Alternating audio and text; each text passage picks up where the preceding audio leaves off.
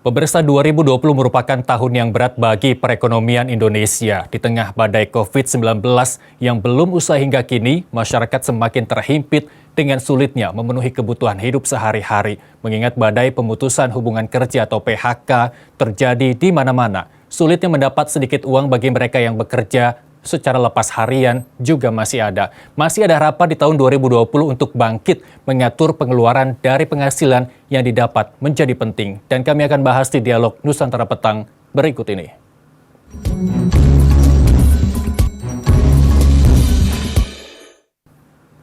Sudah bergabung bersama kami di Nusantara Petang, Melvin Mumpuni, perencana keuangan sekaligus CEO Finansialku yang telah terhubung melalui sambungan Zoom. Halo, selamat petang Mas Melvin. Selamat petang Mas Irsal. Ya, Mas Melvin sehat ya? Sehat, puji Tuhan. Selamat tahun baru 2021. Selamat tahun baru juga, ya, Mas. Kita flashback mungkin boleh ke 2020 ketika mayoritas masyarakat Indonesia bisa dikatakan mengalami kesulitan yang sangat-sangat di tahun 2020 dengan diterpanya Indonesia oleh pandemi COVID-19.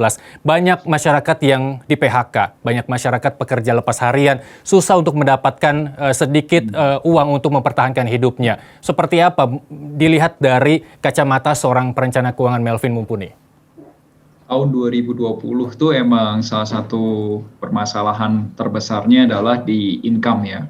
Jadi memang banyak orang yang terganggu income-nya, bisa juga terganggu itu dalam artian misal yang berdagang tadinya dagangannya lancar jadi terganggu, atau mungkin juga yang kerja karyawan yang digaji bulanan atau yang di harian pun juga tiba-tiba ada pemotongan gaji atau bahkan ada PHK gitu ya. Nah, kondisi seperti itu memang sangat susah ya buat orang-orang di tahun 2020. Ya, puji Tuhan beberapa orang di antaranya yang sudah menyiapkan dana darurat itu works di tahun 2020, bekerja. Dana daruratnya itu bantu mereka untuk bertahan melewati 12 bulan di tahun 2020. Nah, selain itu juga di tahun 2020 itu kondisi yang membuat orang kesulitan adalah karena income-nya terganggu. Kemudian ada beberapa pinjaman yang juga sulit untuk dibayarkan atau dilunasi. Terus kemudian ada juga yang terganggu karena 2020 ini atau 2020 yang sudah kita lewatin kemarin itu permasalahan terbesarnya kan karena corona atau COVID-19, penyakit ya. Nah, beberapa orang itu terganggu juga karena kena penyakit. Jadi aktivitasnya dia terganggu atau mungkin juga usahanya terganggu dan lain sebagainya. Nah, puji Tuhannya buat teman-teman atau orang-orang yang punya insurance, health insurance khususnya atau asuransi kesehatan, boleh itu dari kantor atau boleh dari BPJS Kesehatan atau juga dari pribadi, itu terbantu. Nah, kalau buat yang belum punya, ya emang agak berat sih karena mengingat COVID itu harganya juga lumayan mahal kan untuk biaya pengobatannya kan. Gitu.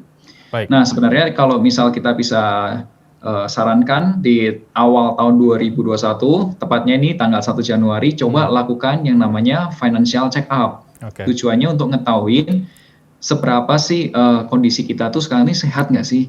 Dari segi income, dari segi dana darurat, dari segi utang, dari segi investasinya kita, dan lain sebagainya. Saranku yang pertama adalah lakukan financial check up. Baik, saya potong Mas Melvin.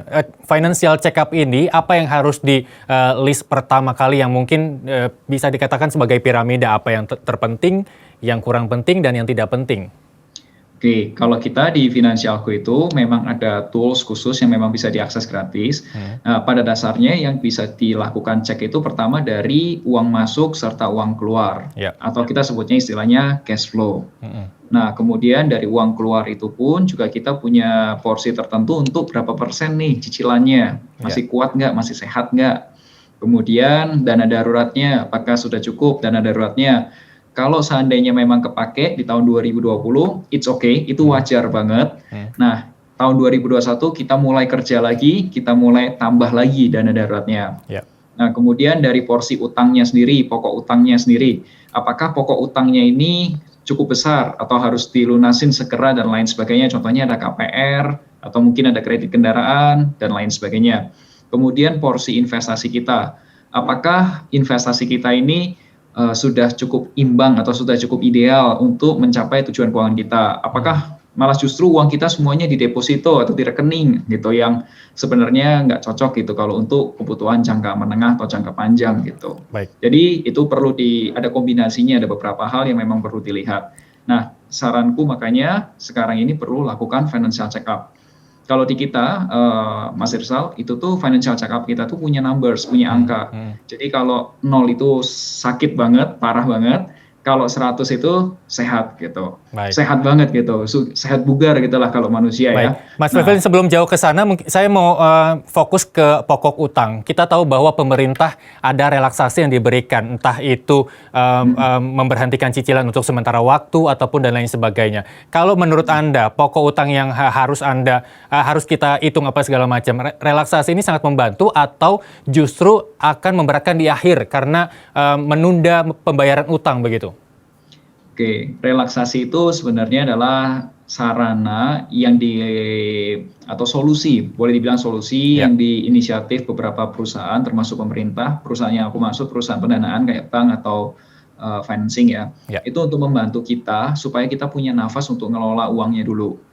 Tapi bukan berarti utangnya kita itu dihapuskan. Betul. Tidak. Utangnya tidak dihapuskan, tapi penundaannya pembayarannya ditunda dulu supaya kita punya waktu buat ngatur pemasukannya dulu. Nah, kemudian kita baru bayarkan. Itu adalah kalau dalam strategi pendanaan atau strategi pelunasan utang itu adalah kita minta diskon di waktu gitu. Kita minta semacam keringanan di waktu, tapi bukan mengurangi pokok atau cicilan. Baik, apakah rentan waktu yang diberikan oleh perusahaan pendanaan itu bisa dikatakan menurut Mas Melvin ini waktu yang cukup untuk kita memperbaiki keuangan sebelum kita membayarkan kembali cicilan pada waktu yang sudah ditentukan?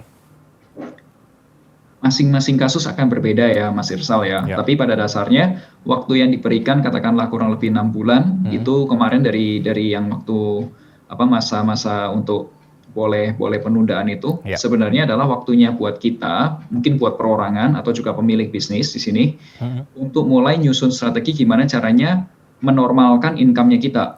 Karena kita kan setiap manusia itu memang didesain untuk beradaptasi dengan kondisi yang baru. Betul. Nah, memang pada saat terjadi COVID-19 pada saat itu Maret 2020 di minggu ketiga itu kita dihadapkan satu kondisi baru dan kita kaget kan. Nah, kita butuh waktu sekian bulan atau sekian periode untuk bisa beradaptasi biar bisa menormalkan kembali income-nya kita. Nah, seharusnya di tahun 2021 ini teman-teman sudah tahu gimana strategi untuk bisa menambah income atau menormalkan income-nya. Dan kembali mulai membereskan kewajiban-kewajiban. Seperti itu sih, Mas. Baik. Kemudian poin yang ada di financial check yang tadi Mas Melvin sebutkan adalah dana darurat. Seberapa penting dana darurat ini dimiliki oleh seseorang dan dana darurat ini bentuknya seperti apa? Apakah mungkin dana darurat yang mereka-mereka yang tidak punya asuransi, BPJS dan lain sebagainya atau seperti apa? Gini Mas Irsal, itu bagus banget. Jadi kalau kita mengelola keuangan atau merencanakan keuangan itu ibarat kita kayak main catur Mas, ada strateginya.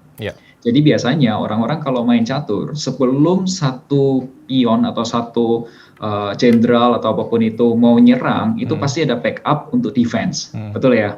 Jadi sebelum nyerang, kita ada backup defense. Nah, dalam hal keuangan, sebelum kita fight untuk investment atau investasi, kita harus punya defense. Salah satu defense-nya adalah dana darurat. Nah, dalam kondisi-kondisi yang seperti kemarin, kejadian di COVID-19, itu nggak ada yang tahu kalau misal akan terjadi COVID-19 dan selama tahun 2020 full year gitu. Nah, itu dibantu defense-nya melalui dana darurat. Nah, dana darurat ini biasanya aku sarankan 6-12 kali pengeluaran bulanan. Jadi kalau seseorang pengeluaran bulanannya, biar gampang hitungnya, kita katakanlah 5 juta gitu ya.